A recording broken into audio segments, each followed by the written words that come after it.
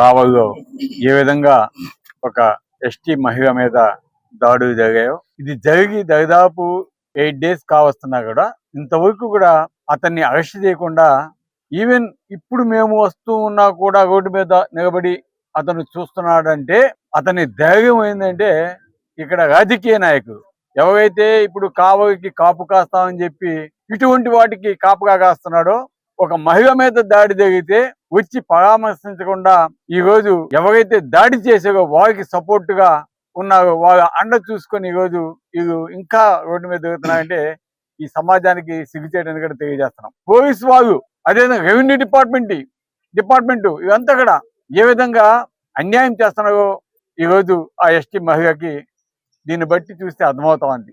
ఈ రోజు కూటమి ప్రభుత్వం చెప్పేవన్నీ కూడా అండగా నిలబడతాం, మహిళలకి ఎస్సీ ఎస్టీకి అండగా నిలబడతాం, ఇవన్నీ చెబుతున్నారు కానీ ఎక్కడక్కడ చేసిన పాపానైతే పోవటం లేదు. ఈరోజు ద్రోహం చేస్తున్నారే తప్ప వాళ్ళైతే మంచి చేయటం లేదనేది దీన్ని బట్టి అర్థమవుతా ఉంది. అందుకే ఈరోజు వైఎస్ఆర్ కాంగ్రెస్ పార్టీ తరఫున మేమంతా కూడా వారికి అండగా ఉండాలని ఈరోజు మేము మా నాయకులతో రావటం జరిగింది. ఒక మైనారిటీ సామాజిక వర్గానికి మీరు వ్యతిరేకంగా చేస్తారా అని.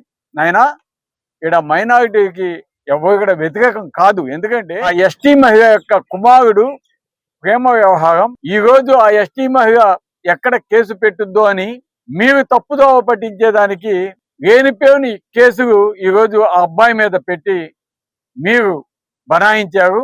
వాటన్నిటి కూడా నిగ్గు తేల్చాల్సిన అవసరం ఉంది. అంతేగాని మీరు ఒక వర్గానికో, ఒక కులానికో, ఒక మతానికో పుయ్యాల్సిన అవసరం లేదు. ఎందుకంటే ఒకవేళ అబ్బాయి తప్పు చేస్తుంటే తప్పకుండా పోలీసులు శిక్షిస్తారు.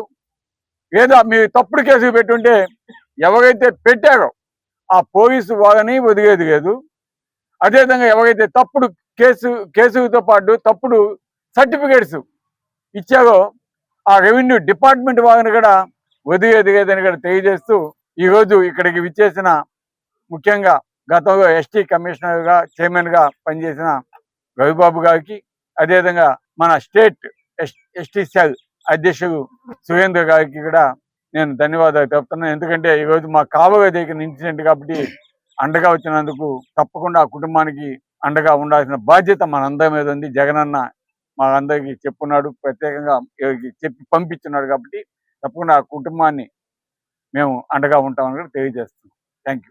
ఎన్ఎల్ హాస్పిటల్స్ అత్యుత్తమ వైద్య సేవలు సామాన్యులకు అందుబాటులో. అపార అనుభవం గల వైద్య నిపుణులు doctor Nagendra Prasad Kulari, managing director, గుండె వ్యాధి వైద్య నిపుణులు గారి ఆధ్వర్యంలో cardiology, neurology, surgical gastroenterology, orthopaedic, ప్రసూతి మరియు గైనకాలజీ, పల్మనాలజీ, జనరల్ మెడిసిన్ మరెన్నో పలు విభాగాల వైద్య సేవలు, అత్యాధునిక ఎక్విప్మెంట్ గల ఐసీయూ, ఆపరేషన్ థియేటర్, క్యాథ్లా, 24/7 ఎమర్జెన్సీ మరియు క్రిటికల్ కేర్, అడ్వాన్స్డ్ మిషనరీ గల ల్యాబ్, సిటీ స్కాన్, ఎక్స్రే మరియు సేవా విభాగం గల వర్కింగ్ స్టాఫ్, అన్ని కంపెనీల హెల్త్ ఇన్సూరెన్స్ సౌకర్యం కలదు. అందరికీ అందుబాటులో అత్యాధునిక వైద్య సేవలు అతి తక్కువ ఖర్చులో.